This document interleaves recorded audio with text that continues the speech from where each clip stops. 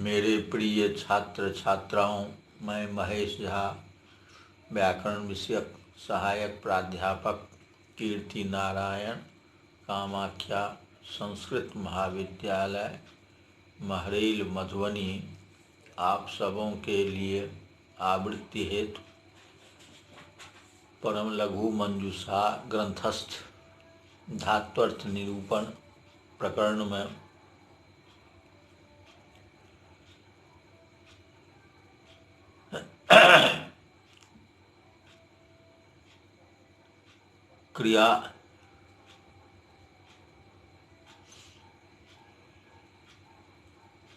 क्रिया निरूपण का शेष अंश प्रस्तुत कर रहा हूँ।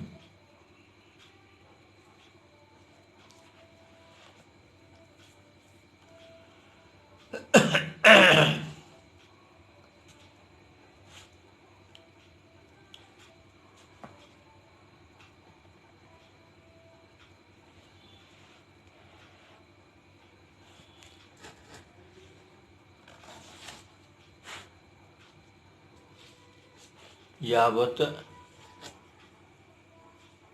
सिद्धमसिद्धम वा, उसमें असिद्ध का उदाहरण है पचति पक्ष्यति, और सिद्ध का उदाहरण है अपाक्षित।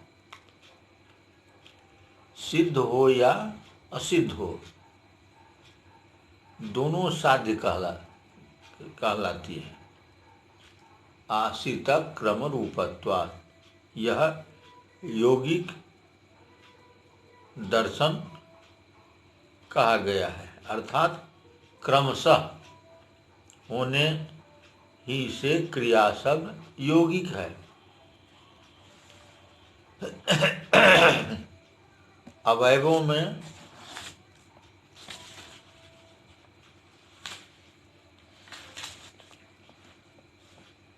अवयवों के क्रमशः उत्पन्न होने से ही आश्रित क्रम वाली क्रिया कही जाती है। यह प्रथम कारिका का अर्थ है। एक एक अवयव के रहने पर भी समूह रूप के आरोप से अधिश्रयण काल में, अर्थात जिस समय वर्तन चढ़ाया जाता है उस काल में भी पचति प्रयोग होता है। इसलिए कहा गया है व्यापारे एक देशे समूहे व्यापाराणाम पचादयः स्वभावतः प्रवर्तन्ते तुल्य रूपम समाश्रिता।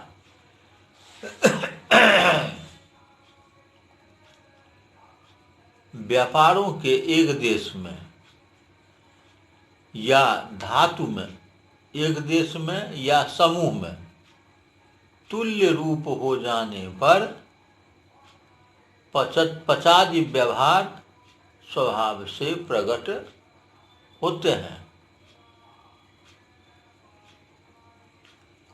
अत्र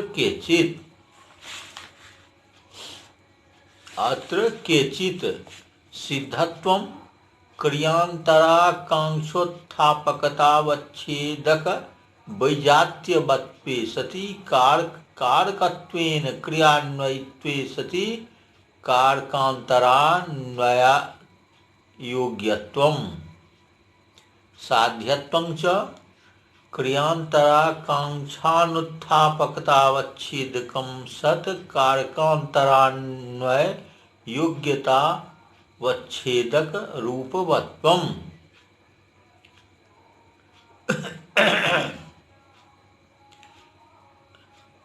केचित, यहाँ केचित से भूषणकार, केचित से भूषणकार का मत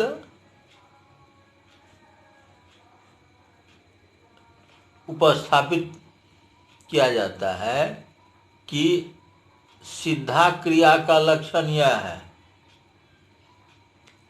अन्य क्रियाओं की आकांक्षा को उठाने वाला धर्म जिसमें हो और वह विजातीय हो तथा कारक होते हुए क्रिया में अन्वय जिसका हो और अन्य कारकों में अन्वय होने की योग्यता जिसमें हो, अन्य कारकों में अन्वय की योग्यता जिसमें नहीं हो, वह सिद्ध क्रिया है। जैसे पाक यह क्रिया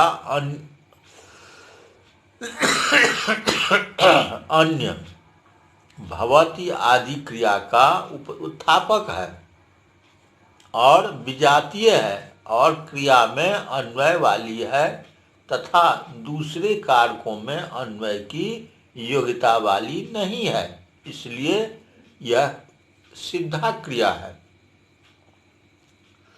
साध्या क्रिया का लक्षण है कि अन्य क्रियाओं की आकांक्षा को उठाने वाला धर्म जिसमें नहीं हो और अन्य कारकों में अन्वय होने की योग्यता वाली हो, वह साध्या क्रिया है। जैसे पचति, पक्ष्यति, जैसे पचति, ये सब क्रियाएं अन्य क्रियाओं के उठाने की आकांक्षा नहीं रखने वाली है और अन्य कारकों में अन्वय होने की योग्यता रखने वाली है, इसलिए यह साध्या क्रिया है।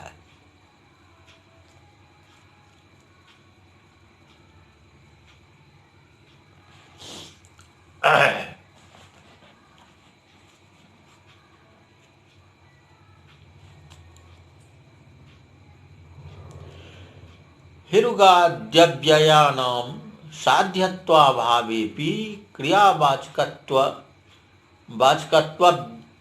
व्यवहारस्तु क्रियामात्र विशेषणत्वात् तत्र सिद्धत्वं पाक इत्यादो घयादिवाच्यं साध्यत्वं तु सर्वत्रैव धातु प्रतिपाद्यम। अब यहाँ यह शंका होती है कि हिरुक, ये जो अव्यय है, इसका अन्वय साध्या क्रिया नहीं है, क्रियावाचकत्व व्यवहार उसमें किस प्रकार होता है? इसके उत्तर में कहा गया है, क्रिया मात्र विशेषण होने से ही उसमें क्रियावाचकत्व व्यवहार होता है। उसमें पाक आदि क्रियाओं में घय आदि प्रत्ययों के द्वारा सिद्धत्व है और साध्यत्व भी, तो सभी जगहों में ही धातु से ही प्रतिपाद्य है, अर्थात कथनीय है।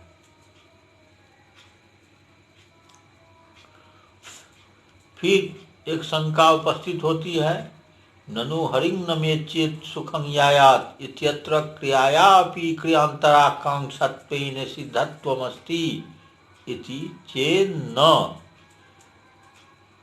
चेत् शब्द समय व्याहारेण आकांक्षोत्थापनात् इत्याहु। यह शंका होती है कि कृष्णं नमेत चेत सुखम यायात, अर्थात कृष्ण को नमस्कार करो तो सुख पाओगे। यहाँ नमन क्रिया सुख प्राप्ति क्रिया का उत्थापक है, तो वहाँ सिद्धत्व व्यवहार क्यों नहीं?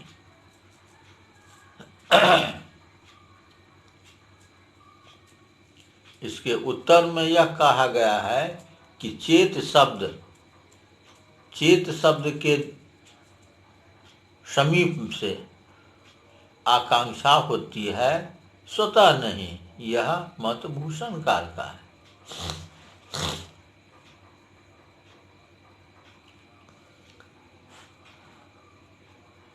अब नागेश अपना मत उपस्थापित करते हैं कि वस्तुतः साध्यत्वं निष्पाद्यत्वमेव तद्रूपेणैव बोधः स्पष्टं चेदम् उपपद्मतिं इत्यादो भाष्ये।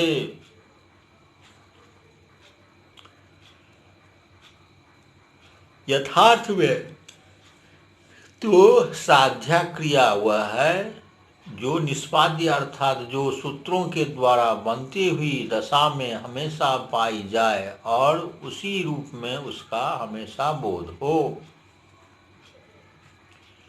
सिद्धा क्रिया वह है जो शब्द रूप में बनी हुई दशा में प्रतीत हो। ये सब बातें उपपद्मति सूत्र के भाष्य में स्पष्ट है।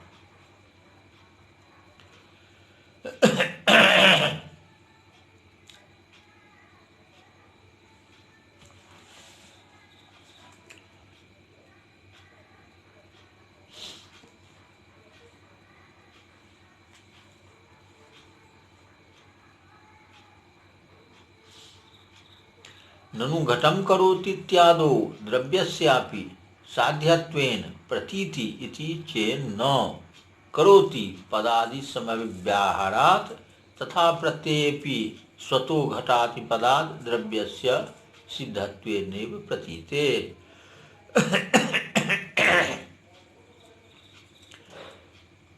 पुनः आशंका उपस्थापित है कि घटं करोति, यहाँ पर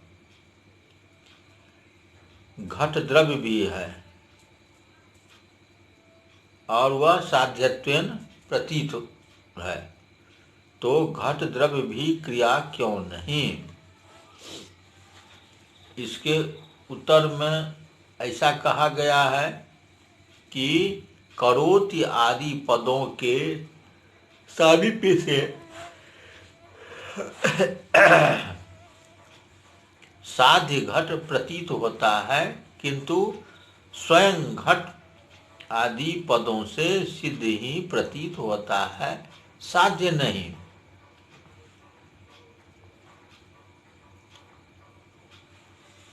अस्ति भवति वर्तते विद्यति विद्यति नाम अर्थः सत्ता।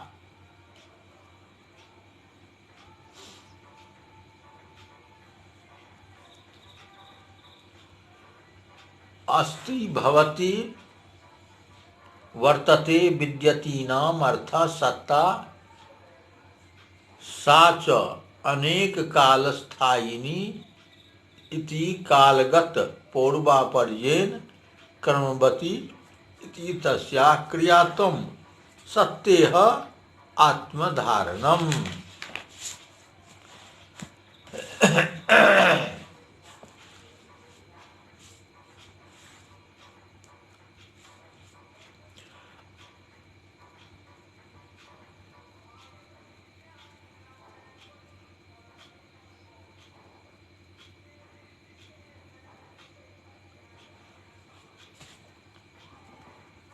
अब यहाँ पर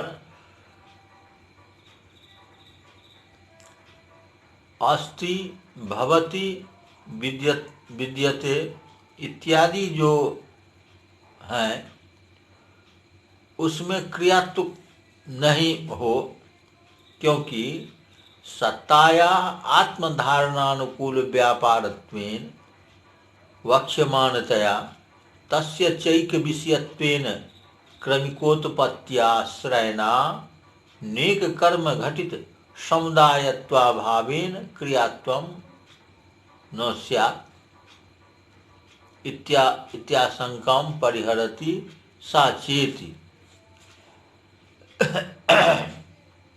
अस्ति भवति तथा विद्यति का सत्ता अर्थात होना अर्थ होता है। और यहाँ आत्म धारण लिया जाता है और अनेक काल तक वह सत्ता रहने वाली होती है। इसलिए काल के अवयवों की कल्पना से कालगत पूर्वापर के भेद से वह क्रम वाली है, इसलिए सत्ता भी क्रिया कहलाती है।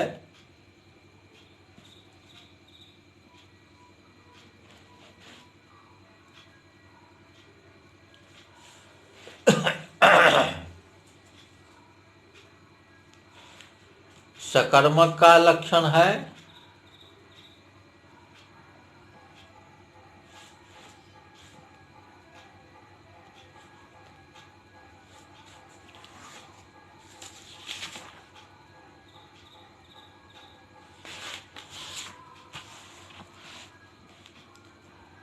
सकर्मकत्वं च फल व्यधिकरण व्यापार वाचकत्वं फल समानाधिकरण व्यापार वाचकत्वं अकर्मकत्वं क्वचित्तु फलांश भावात्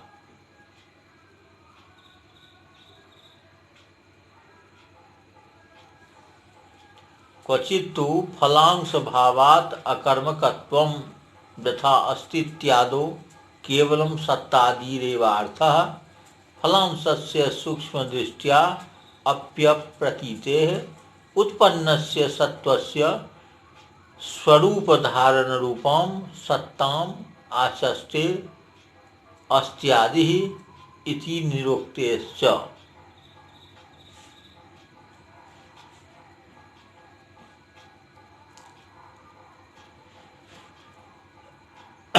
इस प्रकार